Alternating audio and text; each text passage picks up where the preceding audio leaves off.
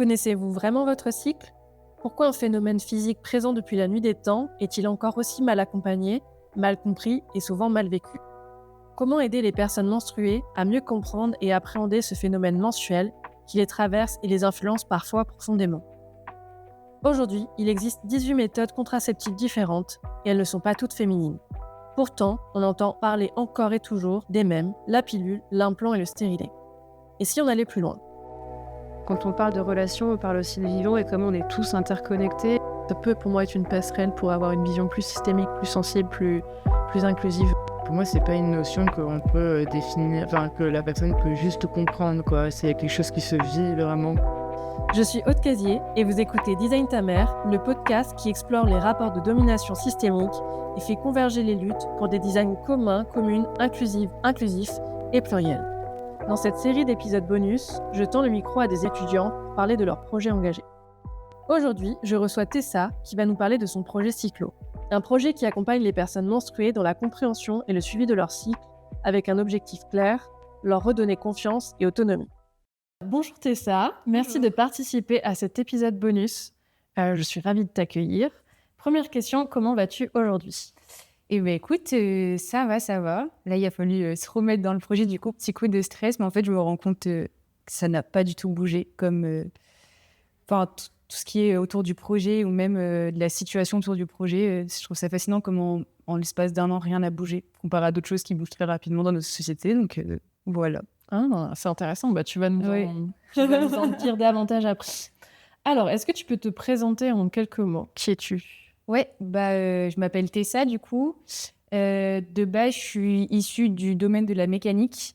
Et en fait, j'ai voulu me rediriger vers le design parce que maintenant que je comprenais comment fonctionnaient les choses, je voulais savoir pourquoi est-ce qu'on les faisait. Et du coup, ça m'a amené... là, maintenant, je suis en design d'interaction, du coup, à Strat, en 3e année. Et en fait, ce qui m'intéresse, c'est toute la partie sociale et vraiment l'homme, son mode de fonctionnement, ses études... tout l'usage, tout ce qu'il fait autour, etc. Donc vraiment, la partie sociale, finalement, et l'humain. Ok, donc vraiment, ce qui t'intéresse, c'est au-delà de comprendre pourquoi on le fait aussi, c'est comment on le fait et pour qui. Ouais. C'est ça ? Ouais, vraiment. À quoi ça va servir ? Le pour qui, est-ce que l'usage est compris ? Est-ce qu'on a vraiment... est-ce qu'on pose les bonnes questions ? Est-ce qu'on cerne bien la personne à qui on parle, etc. Genre, c'est tout ça qui m'intéresse. Ok, très intéressant. Moi, je comprends mieux le lien avec ton sujet après. Quels sont tes centres d'intérêt ? J'ai pas énormément de centres d'intérêt. Je passe ma vie à regarder des documentaires Arte les week-ends et regarder des vieux films que j'ai déjà vus 50 fois.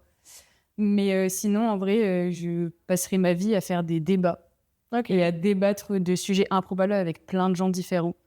Parce que je me nourris de ça. Et sinon, j'aime beaucoup faire de la musique à côté. Ah, t'aimes bien quoi comme... En ce moment, je suis plus dans une vibe un peu R&B, soul, ce genre de choses. Mais sinon, un peu de tout. Ok, tu fais de la musique ? Un tout petit peu. Un petit peu, d'accord. Et quel genre de débat, t'as un exemple ?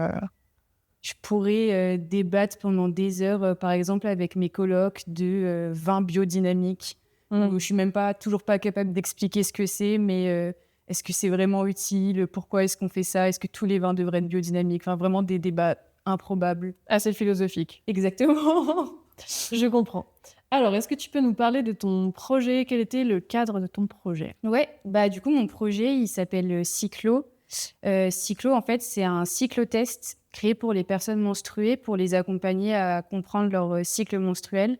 Et en fait, plus que ça, c'est un projet pour aider les personnes qui ont leur première menstruation, qui ont toujours grandi sans forcément comprendre ce qui se passait dans leur corps, à appréhender du coup le cycle menstruel et à s'écouter, comprendre comment on fonctionne et surtout s'éduquer et s'informer autour de ce sujet. Ça me fait penser, parce que je vais peut-être le préciser, donc ce projet, tu l'as fait avec moi dans le cadre du cours de 2e année en design produit. Et peut-être on y reviendra, mais ce que j'avais beaucoup aimé dans ton projet, et j'y pense parce que là, tu es en train d'utiliser le mot « personne », tu as fait un énorme travail de vocabulaire et la façon aussi dont tu as utilisé certains mots. Il y avait un vrai travail de pédagogie, donc peut-être on va en reparler. Ok, donc pourquoi est-ce que tu as choisi ce sujet et pourquoi est-ce que ce thème te tenait à cœur ? En fait, quand tu nous présentes le sujet à l'époque, Moi, je viens juste d'arrêter ma contraception. Je prenais la pilule contraceptive depuis que j'avais 13-14 ans. Du coup, à ce moment-là, j'en avais 21. Ok. C'est peut-être juste préciser le thème, c'était l'inclusivité, c'est ça? Le thème, même pas, il me semble que c'était faire un projet iconique. C'est ça. Et inclusif. Et inclusif. Et du coup, en fait, à ce moment-là, du coup, je viens d'arrêter la contraception. Et en fait, ce qui se passe, c'est que je prends rendez-vous avec une gynécologue à l'époque. Et c'est la première fois que je prends rendez-vous avec une gynécologue parce que les choses ont fait que je l'avais jamais fait. Tu l'avais jamais fait avant? Non. D'accord. J'avais déjà pris rendez-vous chez le médecin, au planning familial, etc. Mais en fait, j'avais jamais été amenée à rencontrer un ou une gynécologue dans mon parcours. Donc, là, je me suis dit que c'était la bonne occasion. Et à l'époque, j'étais un peu un boulet sur mes ordonnances et j'oubliais très souvent de renouveler mes ordonnances ou alors je les perdais tout le temps. Est-ce que ça te dérange de nous dire quel âge tu avais à ce moment-là? Pas du tout. Là, du coup, j'avais 21 ans au moment où ça se passe. Mais, ouais, donc je prends rendez-vous chez cette gynécologue et en plus, je suis rassurée parce que c'est une jeune femme. Et du coup, je me dis que je vais être beaucoup plus facilement compris dans mes besoins. Et en fait, en allant la voir, je lui explique que j'ai un peu la volonté d'arrêter la pilule parce que c'est trop de contraintes pour moi. Je bouge beaucoup, je sors beaucoup le soir. Mon emploi du temps, il est jamais fixe et c'est galère de toujours l'avoir sur moi. Et du coup, je lui dis, par contre, je veux pas non plus avoir d'implant de stérilet parce que ça me gêne de savoir que je cherche quelque chose dans mon corps et je lui demande s'il y a d'autres solutions qui existent. Et en fait, au moment où je raconte ça, cette gynécologue, du coup, me dit qu'en fait, il n'y a pas beaucoup plus d'autres choix, si ce n'est soit essayer une autre pilule, soit du coup, prendre l'implant. Ah oui, c'est un peu limité. C'est un peu limité. Mais je me dis que, vu que c'est une jeune gynécologue, j'ai un peu ce truc de, elle doit être bien informée, savoir, elle ne doit pas forcément être arrêtée sur ses idées, etc. Elle doit être plutôt ouverte d'esprit. Et en fait, pas du tout. La discussion suit. Et j'ai beau lui expliquer par A plus B qu'en fait, c'est vraiment pas une option pour moi. Je repars de chez cette gynécologue avec juste une ordonnance pour un implant. Ah oui, donc tu t'es pas sentie du tout écoutée. Exactement. Et à ce moment-là, je comprends pas. Et je pense que c'est un peu la première fois que j'arrive à ce stop de, en fait, moi, j'ai un peu ce truc de, dans la vie, chacun a sa profession et chacun a sa spécialité. Et si je vais voir un médecin, c'est parce que je sais que j'ai pas les connaissances et les compétences pour me prescrire des choses ou pour partir du principe que ça, ce sera mieux pour ma santé ou non. Et à ce moment-là, d'arriver à cette conclusion-là face à cette gynécologue, en fait, je me sens hyper frustrée. Et je me souviens avoir appris le soir quand je rentre chez moi cette discussion avec mon copain et de moi qui m'effondre et qui dit mais en fait ça me dépasse, c'est plus dur que moi, j'ai cette pression sociale qui veut que comme je suis la femme, c'est à moi de prendre une contraception. La charge mentale. J'ai une charge mentale énorme et en fait on ne me donne pas non plus les moyens pour en trouver une qui est adaptée à mes besoins, donc je comprends pas. Et lui, je me souviens qu'à l'époque, c'est compliqué de lui expliquer ce que je ressens parce qu'en fait, il n'a pas trop cette charge mentale, il ne comprend pas. Pour lui, c'est simple et il n'y a pas à se poser de questions. Et moi, je lui dis, mais en fait, si demain, je tombe enceinte, ce ne sera pas sur toi qu'on mettra la faute, ce sera sur moi et ce sera mon problème et ce sera à moi de gérer. Et à ce moment-là, lui, un peu inconsciemment, me propose d'arrêter de prendre une contraception et de juste, on se met à calculer. Mais en fait, lui, il dit ça par réflexe, on ne connaît pas tellement ce qui se fait ou pas à l'époque. Et du coup, je lui dis, écoute, pour l'instant, on laisse couler le sujet et on en reparlera plus tard. Et quelques temps après, du coup, tombe le sujet en cours. Et je me dis que pour moi, c'est une hyper bonne occasion en fait, d'approfondir le sujet et de voir un peu ce qui se fait. Je prends souvent les sujets que je fais à l'école ou en cours sur des sujets hyper personnels. Comment tu peux pousser vraiment En fait, à chaque fois, c'est un peu l'occasion exactement. Puis d'explorer ce qui m'intéresse autour et tout, parce que c'est des moments où on va être à fond sur un sujet. Et c'est le format parfait pour comprendre un sujet. Et du coup, je me souviens que j'arrive en cours et que je te dis, j'ai un peu un sujet un peu bizarre, mais et en fait, je te le présente et toi, tu me dis, en fait, c'est génial comme sujet, fonce, etc. Et du coup, c'est comme ça que ça a un peu commencé, ce sujet-là. Merci beaucoup de nous avoir expliqué un peu la genèse de ton histoire. C'est vrai que je me rappelle quand tu es venue me parler de ce sujet, j'ai adoré parce que déjà, c'est vrai qu'en tant que personne j'ai aussi eu dû me poser ces questions-là quand j'ai eu mes premières règles. Qu'est-ce que je fais avec? Comment je les gère? Je me rappelle, pareil, qu'on m'a toujours dit, prends la pilule, c'est la solution de facilité. Et c'est vrai que j'ai eu de la chance. Moi, j'avais vraiment une de mes meilleures copines à l'époque qui avait, je ne sais pas comment, mais il y avait beaucoup de choses grâce à sa mère sur la pilule et sur les effets négatifs. Et donc, c'est un peu elle qui m'a dit non, entre guillemets, ne suis pas la voie de la facilité et va regarder un peu les effets. Et c'est vrai que grâce à elle, je me suis dit, ok, non, moi la pilule, ça me donne pas vraiment envie. Mais comment je fais? Parce que comme tu l'as dit toi-même, en fait, face à mes différentes relations, je me retrouve seule à devoir gérer cette charge-là. Et j'ai réussi, c'est vrai, petit à petit, un peu à trouver des solutions qui m'allaient. Mais honnêtement, j'en ai testé plusieurs. Et à chaque fois, il y a toujours des contreparties. Et il y a aussi souvent des choses négatives. Et ce que j'ai adoré dans ton projet, c'est qu'il y avait vraiment cette idée de reprendre confiance en soi. Et je pense c'est très juste ce que tu disais par rapport à la médecin qui t'a un peu sorti une solution, mais qui t'a pas vraiment écouté et qui t'a pas non plus rendu. Et moi, ça m'est déjà arrivé de me retrouver face à des praticiens, et notamment, je me rappelle, un gynécologue très âgé, un homme très âgé, monsieur très âgé, qui, en gros, quand je lui ai demandé de m'expliquer ce qui n'allait pas, m'a vraiment dit vous n'êtes pas capable de comprendre. Je ne peux pas l'expliquer parce que vous n'êtes pas capable de le comprendre. Wow. Ce que d'ailleurs, bien sûr, j'avais trouvé très choquant. Oui. Voilà. Mais il y avait vraiment cette idée d'infantiliser la personne, alors que c'est quand même un sujet qu'on maîtrise depuis peut-être déjà 10-15 ans.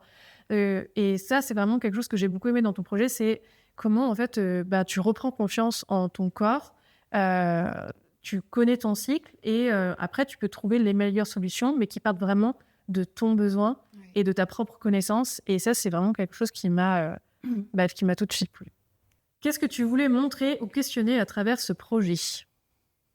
Je sais pas tellement ce que je voulais montrer ou questionner en me lançant dedans parce que, en fait, au tout début, je savais pas du tout ce que j'allais y trouver. Mais en fait, je pense, lors de ma première recherche, et je pense que ce que j'ai voulu montrer après, c'est juste que déjà, on est capable, etc. Mais plus que ça, c'est qu'en fait, pendant mes premières recherches, les articles sur lesquels je tombais, qui étaient pour la plupart plus ou moins récents, en fait, il y avait tout ce truc de « mais la contraception, ça fonctionne pas chez toutes les femmes parce qu'elles sont pas capables de s'y tenir ». Et il y avait vraiment cette facette de... Ah ouais, mais en plus, c'est dégradant. Tellement. Et puis dans des articles qui dataient, je sais pas, de 2018 ou des trucs comme ça, donc c'est hyper récent à la fois. Et il y avait tout ce truc de « mais de toute façon, la femme n'est pas capable de... ».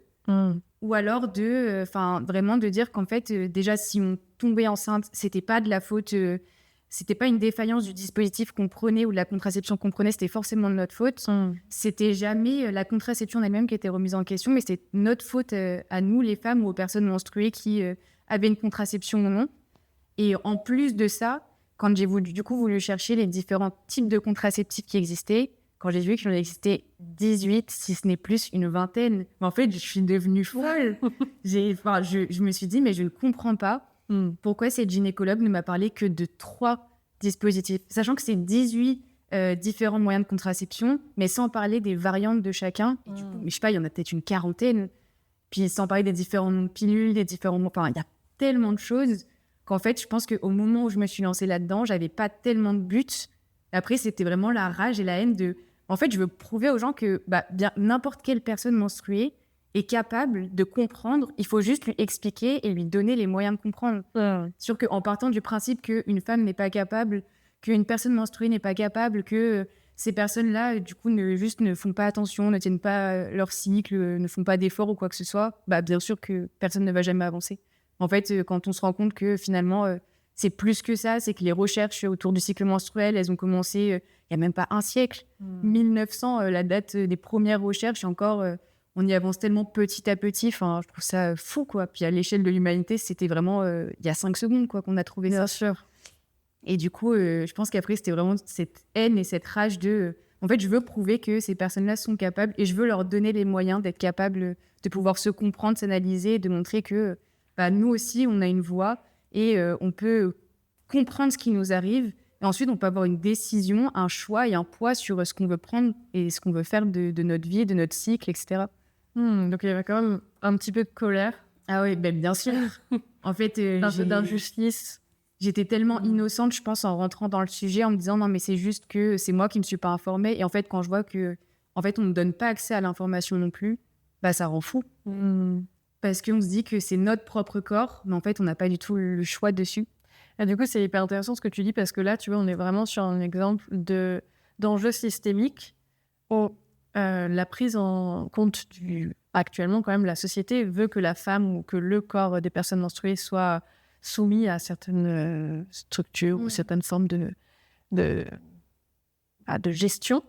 Et c'est quand même un enjeu systémique parce que on veut que ça protège des maladies, on veut que les personnes puissent choisir le fait d'avoir des enfants ou non. Donc c'est quand même un enjeu commun puisque les études, elles sont financées par l'État. Et pourtant, c'est comme, je fais le parallèle avec les enjeux de transition écologique. On est sur des enjeux systémiques et pourtant on est toujours en train de ramener ça à une échelle individuelle pour minimiser et surtout responsabiliser à outrance les personnes en leur disant c'est un peu parce que vous n'avez pas éteint votre chauffage qu'on est sur une dette d'électricité de l'État incroyable et c'est parce que vous avez sauté votre pilule aujourd'hui que vous êtes en mauvaise santé alors qu'en soi la pilule ça fait des années qu'elle existe et qu'elle n'est pas adaptée voire inadaptée à la plupart des personnes qui les ingèrent. Donc, on est vraiment sur un enjeu systémique global qui, en fait, n'est pas traité et on laisse les individus un peu se débrouiller par-ci, par-là avec ce qu'ils peuvent trouver sur leur chemin, un peu essayer de trouver des informations grappillées à droite, à gauche. Donc ça, c'est très intéressant ce que tu dis. C'est vraiment un bon exemple. Alors, qu'est-ce que j'avais trouvé après ? Ah oui. Quel est ton processus créatif ? À ce moment-là, mon processus créatif, il n'est pas tellement construit. Maintenant, avec le temps et l'expérience, il est un peu plus bâti. Encore, je pense qu'il va encore évoluer 1000 fois. Mais du coup, à ce moment-là, ce que je fais, c'est qu'après cette grosse phase de recherche où vraiment juste je prends tout ce que je peux prendre sur Internet, les articles, etc., je contacte une médecin dans ma famille qui, en fait, est spécialisée en gynécologie et en sexologie. Et en fait, je lui en parle. Je lui parle de la contraception, je lui demande comment est-ce qu'elle fait avec sa patientèle, surtout qu'elle a une patientèle plutôt jeune. Et en fait, on commence à débattre de plein de choses. Et en fait, elle m'explique que ce qui est assez marrant, c'est que dans sa patientèle, il y a encore une dizaine d'années, ce qu'elle prescrivait le plus pour les personnes qui voulaient prendre la contraception, c'était du coup la pilule contraceptive. Et en fait, elle s'est rendue compte que depuis à peu près 5 ans, une bonne partie de sa patientèle maintenant ne demande plus de renouvellement. Et en fait, elle comprend par ce biais à chaque fois que les personnes cherchent à s'émanciper du coup de ces méthodes de contraception hormonale qui sont parfois dures à prendre, dures pour beaucoup de personnes et tu l'as dit, mais inadaptées pour beaucoup de corps.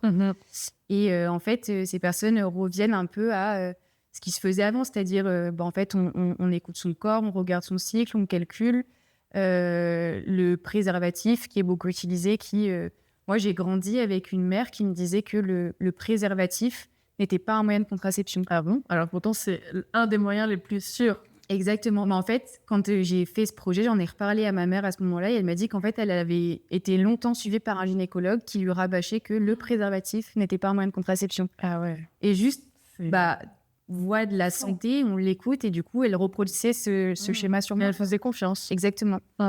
Et en fait, de toute façon, il y a un rapport de domination aussi dans le... C'est ça.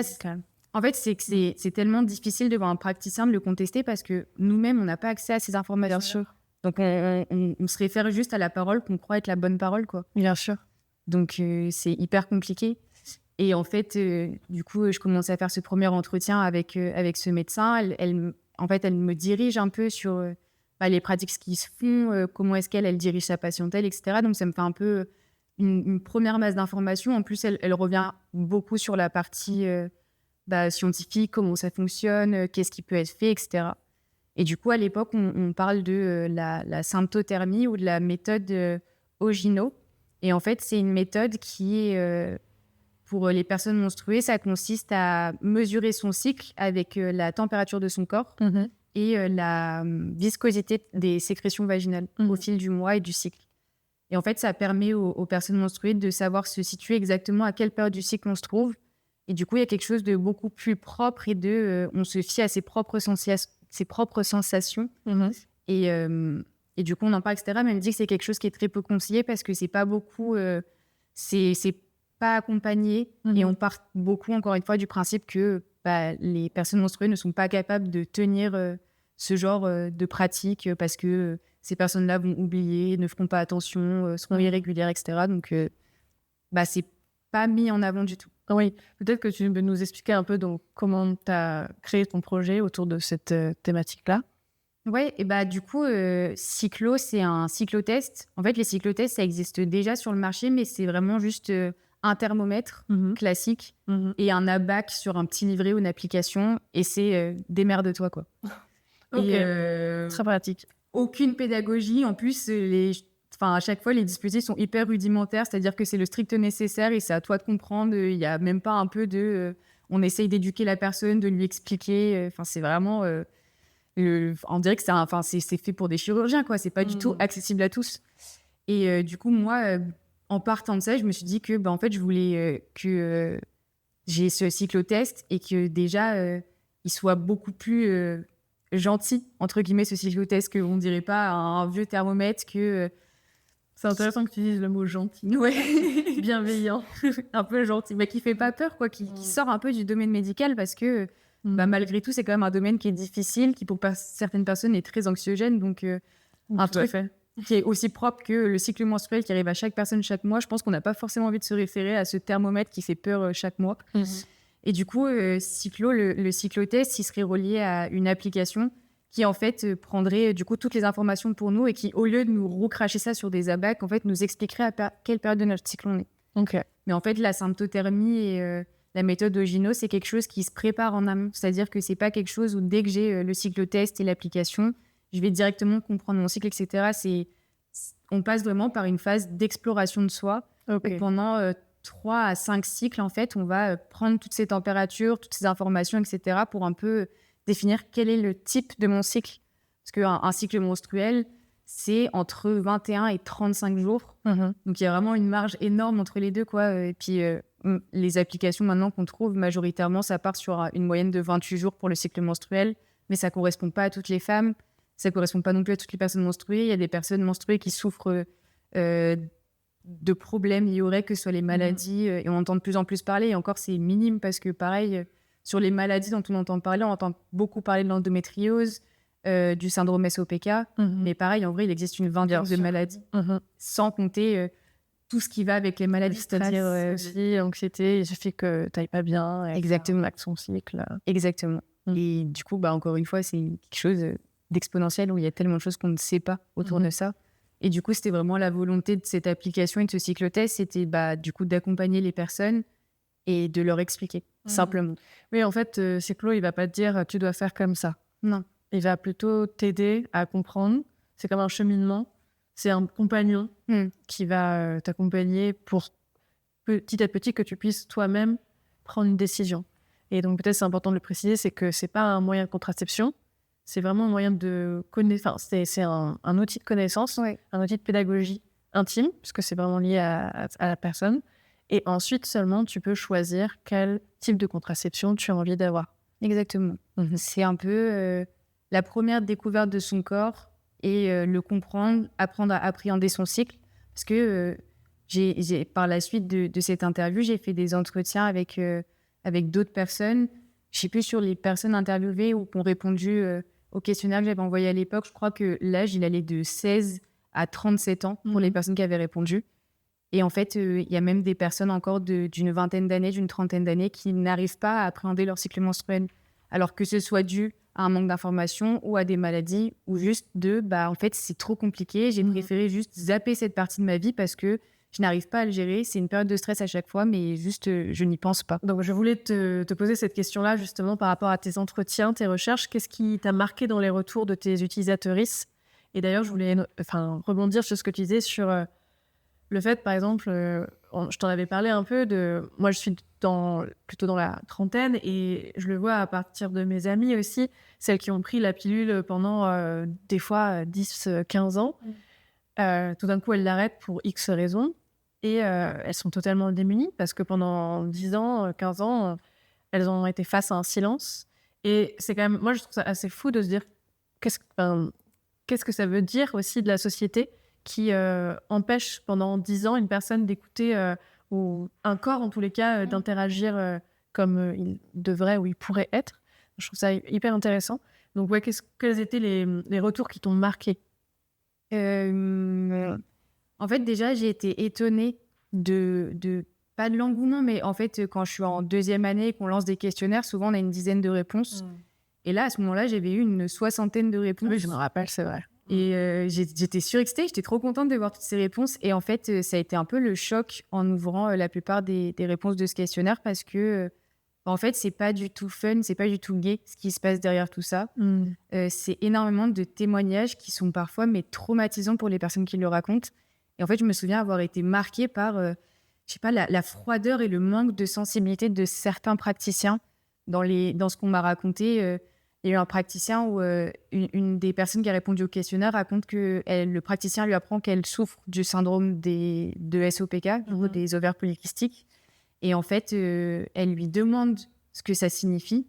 Et le praticien qui lui dit « Mais comment ça, vous savez pas ce que c'est ?» Et en fait, elle se fait engueuler à ce moment-là, alors qu'elle vient d'apprendre qu'elle avait un syndrome quand même hyper galère à gérer. En fait, elle se fait engueuler à ce moment-là par le praticien parce que pour elle devait savoir ce que c'était et que c'est n'importe quoi, etc. Et que de toute façon, même s'il expliquait, un peu comme tu avais eu, elle ne comprendrait pas, donc c'était à elle de faire ses recherches.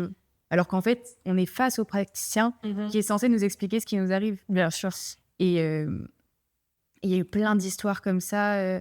Il y a un des témoignages, c'était une fille qui raconte que la première fois qu'elle a eu ses règles, en fait, elle a été amenée aux urgences parce que les douleurs étaient trop extrêmes. Et elle dit que c'est un moment hyper traumatisant parce que déjà, moi, je ne comprenais pas ce qui m'arrivait à ce moment-là. Je dois exprimer cette douleur à mon père, à mes frères, à ma mère. Et d'un coup, on va tous aux urgences pour moi. Mais puis surtout, quand on est jeune, il y a un peu ce sentiment c'est un peu la honte d'avoir ces règles. C'est un peu la honte d'avoir des protections hygiéniques sur soi. On ne sait pas trop à qui en parler. C'est beaucoup jugé. Il y a beaucoup de gens qui stigmatisent ça et qui disent qu'en fait, c'est dégueulasse, c'est pas humain. Quand on voit tout ce qui est écrit avant 1900, que ce soit dans la Bible ou ce genre de choses, on parle de moments où les femmes sont purifiées. Enfin, ça n'a aucun sens. Puis nous, c'est un truc, ça nous arrive, on ne comprend pas ce qui nous arrive, ça nous tombe dessus. Et en fait, on doit gérer avec dans une société qui ne veut pas qu'on en parle, qui ne veut pas qu'on s'exprime dessus. Et comme tu l'as dit, il y a vraiment cette chose de, en fait, on étouffe un peu et on tait notre corps le temps d'un instant quand on prend la contraception. Tu vois, quand moi, j'ai arrêté la contraception, les premiers mois, j'ai tellement eu ce sentiment, premièrement, de culpabilité d'avoir pris la contraception tout ce temps sans me demander qu'est-ce que ça faisait si j'arrêtais. Et ensuite, d'un coup, avoir l'impression de pouvoir réécouter mon corps et de me dire, genre, en fait, c'est fou parce qu'il se passe plein de choses dans notre corps qu'on n'écoute pas, qu'on étouffe par ces moyens de contraception, alors qu'en fait, tous les signaux sont là pour nous expliquer ce qui se passe, à quel moment du cycle on se trouve. Mais ça, on ne le sait pas parce qu'on arrive, on est jeune, on a premier rapport sexuel et souvent, ce qu'on nous conseille de prendre, c'est une contraception, souvent la pilule, parce que c'est notre rôle de personne menstruée de faire ça, quoi. Mais ce que tu dis, c'est très juste. Par exemple, c'est Aristote qui parle du principe du fluide impur, que les hommes versent le sang, mais c'est pour le sang pour la guerre, et les femmes versent le sang pour enfanter, mais que c'est un fluide impur, ce qui est assez faux. Et le fait d'invisibiliser, ça, c'est vraiment une technique de domination très classique. Et c'est assez fou quand même de dire que la moitié de la population va pendant des fois 30-40 ans avoir des choses qui se passent dans le corps et c'est complètement mis je sais pas, caché quelque part, on sait pas. Et comme tu dis, il y a vraiment cette forme de culpabilisation. Et moi, ça me fait plaisir parce qu'en ce moment, je vois de plus en plus d'étudiantes notamment qui parlent de ce sujet-là. Donc ça me fait vraiment plaisir. Mais tu vois, quand j'étais moi-même étudiante, je me souviens pas trop avoir vu ce genre de sujet. En tous les cas, peut-être qu'il n'y avait pas eu l'occasion de l'aborder. Donc, ça fait du bien de le voir. Mais moi, je sais que c'est des petites choses toutes bêtes. Mais par exemple, quand je vais dans les toilettes publiques et que je vois qu'il y a des tampons gratuits, c'est tout bête. Mais je me dis, ça fait du bien parce que ça montre qu'il y a une considération.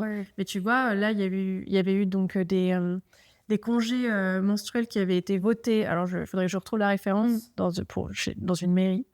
Et avec la passation du nouveau maire, ça a été remis en cause. Je te dis, c'est quand même fou alors, bon, j'imagine qu'il y avait des arguments, mais c'est quand même fou qu'on en soit toujours à remettre en cause. Il y a des personnes qui ont, en plus, scientifiquement, peuvent prouver pourquoi elles sont pas capables de travailler pendant 2 jours, des fois. Donc, c'est quand même encore fou qu'on ne soit pas capable de le prendre en compte. Mais non, ça m'étonne pas ce que tu dis sur le fait d'avoir des traumatismes derrière. Mais ça, tu vois, tout à fait, je rebondis dessus, mais ce truc de devoir justifier qu'une personne soit indisposée ou pas capable à venir travailler ou faire quelque chose, je l'ai eu aussi dans le questionnaire. C'est quelqu'un qui racontait qu'en fait, quand elle était plus jeune, au collège ou au lycée, elle avait des règles très douloureuses et très invalidantes. Et qu'en fait, elle se retrouvait à faire régulièrement des certificats pour soit rater l'école, soit rater les cours de sport. Et qu'en fait, il y avait vraiment ce jugement qui planait, que ce soit entre les élèves, mais surtout du corps professoral, du professeur de sport qui disait en fait à l'élève mais oui, mais bon, c'est juste pour rater le sport, etc. Et qui du coup enlevait complètement ce truc de c'est quelque chose d'important, c'est quelque chose de réel. En fait, il y a vraiment ce truc de on désensibilise ou on enlève le pouvoir à ces personnes de dire qu'elles vont mal ou qu'elles vont bien, et juste comme ça on leur dit mais en fait c'est pas du tout, tu peux le faire, les douleurs elles sont dans ta tête, c'est juste que tu es plus sensible que la moyenne, etc. Alors que c'est des choses réelles, mais en fait on les étouffe tellement en leur disant mais non, mais ça c'est normal, tu dois te ressentir ça, etc. que en fait on n'ose même plus s'ouvrir et parler de ce genre de sujet, quoi. Ouais, et puis ça discrédite la réalité de la personne qui est réelle. Ouais. Ouais, c'est très intéressant. Alors, quelle autre question? Quels sont les usages et les expériences sensibles de tes utilisatrices? Est-ce que tu as observé que les femmes ou les personnes menstruées sont oubliées ou mal prises en compte pour certains objets ou innovations? Ce que j'ai remarqué en faisant mes recherches à ce moment-là, c'est que les projets les plus prometteurs autour de ce genre d'analyse du cycle menstruel, comme la symptothermie, ils sont inaccessibles en fait. Okay. C'est des projets qui ont l'air hyper intéressants et que tu as envie de tester, mais c'est minimum 250 € le dispositif. Et en fait, à ce moment-là, je me souviens m'être dit, mais en fait, c'est génial de mener ce genre de projet, mais il faut que ce soit accessible à tous. Oui, c'est clivant parce que là, on revient aussi sur des inégalités ou des injustices sociales, économiques notamment. Ouais. Mais oui, totalement. Et puis même, en fait, je l'avais eu un peu en discutant avec cette médecin qui me racontait que, en fait, des fois, c'est difficile d'amener la connaissance à certaines personnes menstruées parce que des fois, on peut avoir autant la barrière de la religion que la barrière culturelle qui fait que, ou même juste un manque d'éducation chez certaines personnes qui font qu'elles n'ont pas la capacité de comprendre ou d'apprendre ce qui se passe. En fait, des fois, c'est compliqué de juste transmettre les informations. Et c'est des choses toutes bêtes, mais on peut prendre des régions du monde où, en fait, il y a énormément de stigmatisation encore autour des règles, ou dans certaines religions, quand les personnes sont menstruées, elles n'ont pas le droit d'aller prier. Il y a plein de choses autour de ça, où il y a cette invalidité de la personne, d'un coup, elle est plus légitime à rien faire parce que c'est sale ce qui se passe sur cette personne. Mais je sais pas tellement si je réponds à la question en disant ça, du coup, mais... Non, oui, tu t'inquiètes, il n'y a pas de souci. Okay. Est-ce que... Alors, attends, pareil, donc par rapport, j'ai repris en fait un peu les biais, les différents biais qu'on peut avoir. Et au niveau donc, des biais de normes, est-ce que tu as pu comprendre quels étaient les besoins morphologiques des différents corps, et est-ce que tu as eu du mal à trouver des informations scientifiques ou des rapports? Tu vois, notamment, tu parlais tout à l'heure des rapports sur le flux, on en parlait ensemble de trouver des dimensions sur le vagin standard. Pendant longtemps, ça a été un peu compliqué à trouver. Est-ce que tu as eu du mal à trouver des informations scientifiques ou des rapports pour ton projet? Oui, j'ai énormément galéré à trouver ce genre d'informations parce que c'est ce que je disais tout à l'heure. Déjà, les recherches autour du cycle menstruel, les premières recherches, elles datent de 1900. Donc, c'est hyper récent. Et ensuite, en fait, il y a une volonté de ne pas s'y intéresser au départ à cause de l'Église qui bloque en fait toutes les recherches autour de ça parce que c'est vraiment considéré comme une partie de la femme qui est impure, et donc il ne faut pas chercher, il ne faut pas se lancer dans les recherches, comprendre pourquoi ça fonctionne, parce que c'est juste mal d'en parler, d'y penser ou même de rechercher dessus. Et ensuite, petit à petit, il y a vraiment ce truc de c'est resté ancré dans la société que ça appartient un peu aux femmes et que c'est un peu leur problème. C'est un peu l'impression que ça donne dans les recherches qu'on fait ou dans ce qu'on ne trouve pas finalement. Et qu'en fait, il y a très peu de chercheuses femmes, par exemple. Et du coup, ce genre de sujets sont pas du tout traités. Je sais que j'ai regardé il y a peu de temps, il y a des femmes qui font des recherches sur le sang des menstruations. J'allais t'en parler. Toi qui regardes des documentaires Arte. Voilà, c'est ça. Et elles font des recherches sur les menstruations et en fait, elles cherchent à savoir en quoi ce sang, du coup, peut être utilisé. Et du coup, il y a énormément de choses qui sont prouvées qu'en fait, c'est hyper bénéfique, même pour la cicatrisation et tout. On se rend compte que ça ça a des effets de dingue. Enfin, j'ai pas compris parce que c'était que des mots scientifiques, mais c'était super intéressant. Et en fait, ce qui est marrant, c'est qu'il y a une de ces chercheuses qui raconte qu'à ce moment-là, quand elle commence ses recherches, elle en parle avec un autre collègue chercheur, donc scientifique, etc. Et qu'elle lui raconte qu'elle fait des recherches du coup sur le sang des menstruations. Et son collègue, sa première action, c'est de dire « Ah, mais c'est dégueulasse !» Alors que lui, à ce moment-là, fait des recherches sur les matières fécales. En fait, du coup, à quel niveau est-ce qu'on place le sang des règles, quoi ? Est-ce que c'est vraiment un truc dégueulasse à souhait ? Et du coup, de par ça, en fait, il y a très peu d'études qui ont été menées. Et je me souviens que moi, c'était une galère pour trouver ne serait-ce que des choses scientifiques autour du sujet. On avait vraiment tout ce truc autour des pratiques, mais en fait, pas de vraies recherches. Et c'est un exemple tout con, mais par exemple, première fois que le clitoris est représenté dans les livres Emmanuel scolaires, 2017 ou 2018. Mais c'est fou. C'est fou. C'est fou. Ouais. Bah, en fait, c'est une belle transition sur la d'autres questions que je voulais te poser parce que c'est vrai que, bon là on ne le verra pas, mais j'espère qu'on pourra avoir des visuels sur les images que tu m'as nous données. Tu as fait un vrai travail sur l'identité graphique et c'est vrai qu'on avait eu une discussion toutes les deux. Tu étais un peu inquiète pour la présentation. Ouais. Parce que du coup, il y a une présentation orale et c'est vrai que tu devais passer devant tout le monde. Donc, on avait discuté justement du vocabulaire et aussi de comment tu pouvais représenter parce que c'était quand même... il fallait représenter un clitoris, un vagin, des sécrétions vaginales.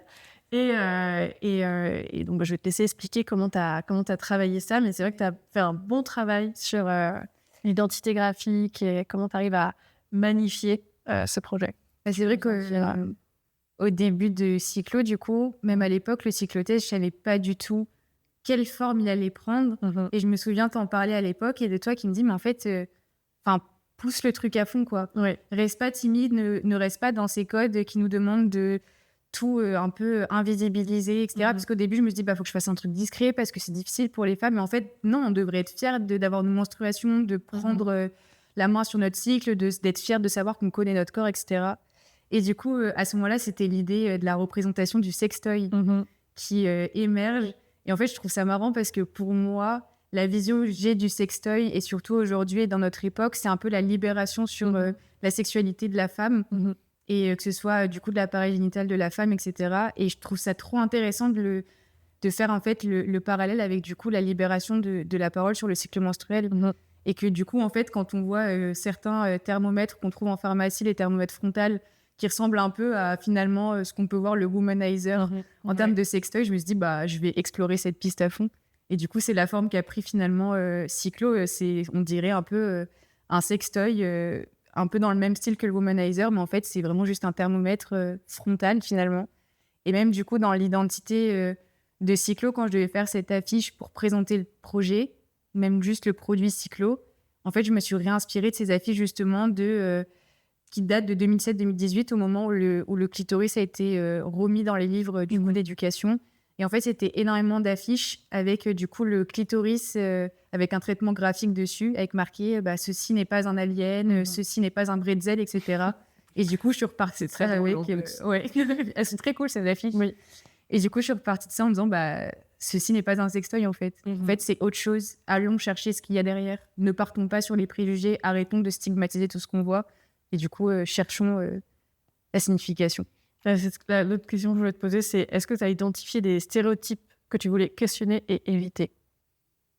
Je pense que le cycle menstruel en général est tellement stéréotypé que je pourrais juste reciter toute l'histoire du cycle menstruel pour avoir un stéréotype énorme dessus. Pareil, tout autour de la symptothermie et du coup de ce sur quoi va se déplorer Cyclo, c'est ce truc de, mais en fait, la femme, elle n'est pas capable de maintenir ce programme de tous les matins, je prends ma température ou alors je check régulièrement comment va mon corps, je m'écoute, etc. Et du coup, en fait, mon truc, c'était vraiment de casser cette stigmatisation autour de, en fait, on n'est pas capable, on ne comprend pas, on ne cherche pas à savoir.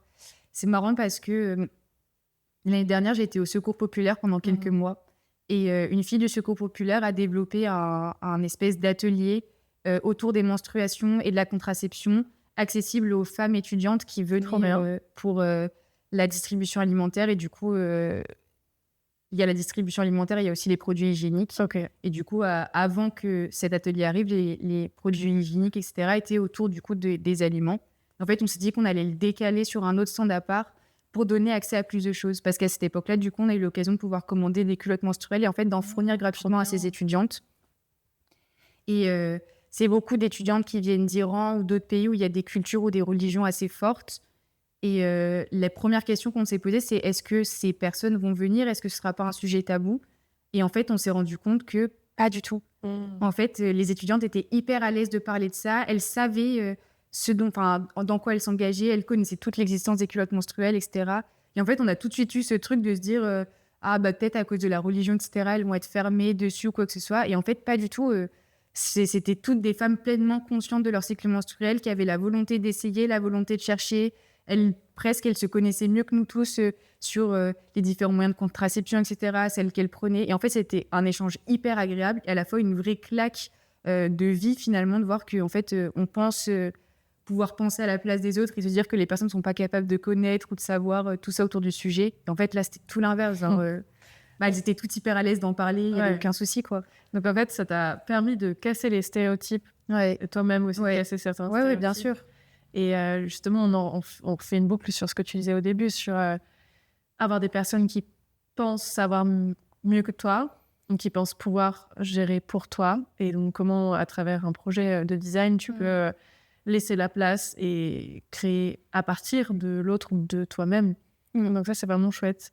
Où est-ce que tu en es actuellement dans ton projet?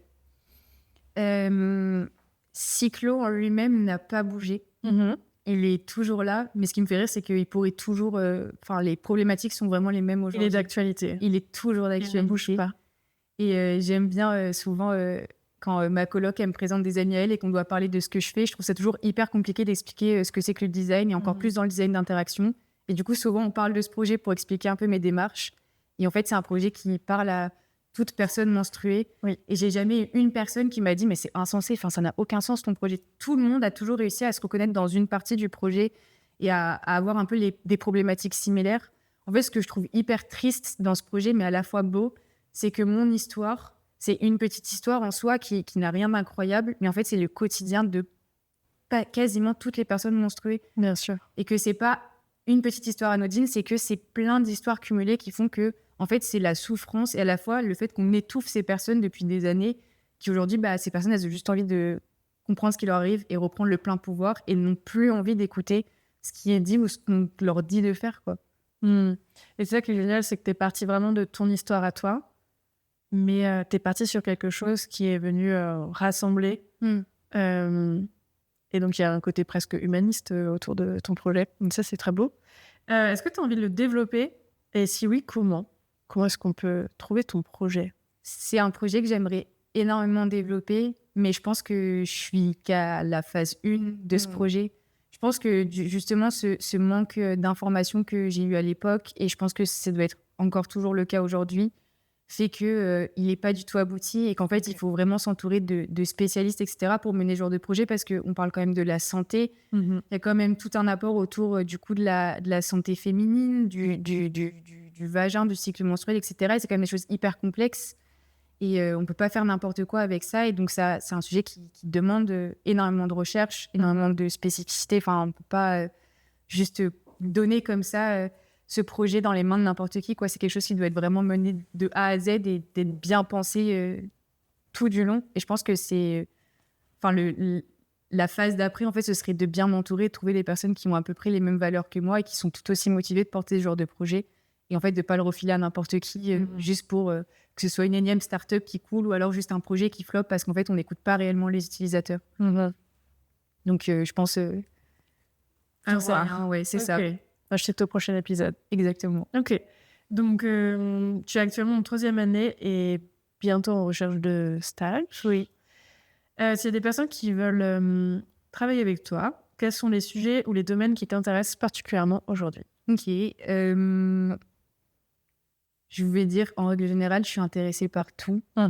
Mais je pense que ce qui me touche le plus, c'est vraiment ce qui se rapporte à l'humain. Ok. Je suis très touchée par... du coup, pour le coup, là, tout ce qui est féminisme, design dans la santé, etc., c'est quelque chose qui me touche énormément parce que ce soit exactement, que ce soit de par ce genre de sujet que je peux mener ou juste de mes valeurs personnelles. Et après, ce qui m'intéresse, c'est vraiment autour de l'humanitaire, du design social. Comment est-ce qu'on peut amener l'éducation dans certains endroits? Comment est-ce qu'on peut sensibiliser le plus de personnes possible? Et vraiment, cette volonté de ne pas infantiliser une personne, mais bien au contraire, de pouvoir donner à tout le monde les moyens que ce soit, je sais pas, d'apprendre, connaître, savoir, partager, etc. Pour moi, c'est hyper important. Trop bien. Et est-ce que c'est un mot de la fin? Il ne faut pas stigmatiser, il faut toujours apprendre et écouter ce qu'il y a autour de soi. Et je pense que, pour des projets comme ça, en fait, il faut partir avec zéro a priori et vraiment prendre tout ce qu'on a, mettre tous ces, comment on dit, ces préjugés de côté et écouter avec une grande sensibilité. Ok, trop bien. Merci beaucoup. En tout cas, c'était vraiment... c'est trop bien de t'entendre parce que moi, j'ai quand même vécu ton projet pas à pas l'année dernière. C'était l'année dernière, hein. Ouais. Ça passe vite. L'année dernière, donc pas à pas, je t'ai vu vraiment construire ton projet et ce que j'ai adoré, c'est que je t'ai senti aussi t'épanouir. Et quand tu l'as présenté, j'ai vu que tu étais très fière de toi. Et ça fait toujours plaisir en tant qu'enseignante de sentir cette fierté et de se sentir que l'étudiant ou l'étudiante, elle a ce sentiment d'être utile. Et peut-être qu'effectivement, Cyclo, on ne sait pas, je lui souhaite que le meilleur. J'espère que peut-être un jour, il sera développé. On verra sous quelle forme. Mais en tous les cas, juste déjà d'avoir pu voir ce projet-là au sein de l'école, c'était très agréable. Ouais. Et comme tu dis, je pense que ça a fait du bien aussi aux personnes qui ont vu ce projet-là. En tous les cas, c'est un projet dont je parle aussi pareil. Je trouve que c'est un projet qui est important. Enfin, c'est ce genre de projet avec des sujets... en fait, ce que j'ai aimé, c'est que tu es parti vraiment de ton histoire. Mais comme tu l'as dit, en fait, ton histoire, c'est l'histoire de plein d'autres personnes. Et donc, comment, en fait, on peut... ce que j'ai trouvé vraiment très beau, c'est comment on peut se redonner confiance à soi, s'écouter et redonner la parole aussi à son propre corps. Et ça, c'est quand même pas rien. Donc, merci à toi de l'avoir fait. C'était vraiment un beau projet. J'ai adoré le suivre. Et j'espère continuer à avoir des beaux projets comme ça sur la suite des prochaines années. Merci beaucoup de m'avoir donné la parole. Merci à toi. Merci d'avoir été notre première invitée. Oui, première invitée du bonus. Merci de nous avoir écoutés. Que vous soyez sur YouTube, Spotify, Deezer ou ailleurs, abonnez-vous, laissez-nous un commentaire, allez écouter les autres épisodes et surtout, partagez autour de vous. Ça nous fait toujours chaud au cœur. Et à très vite dans Design ta mère.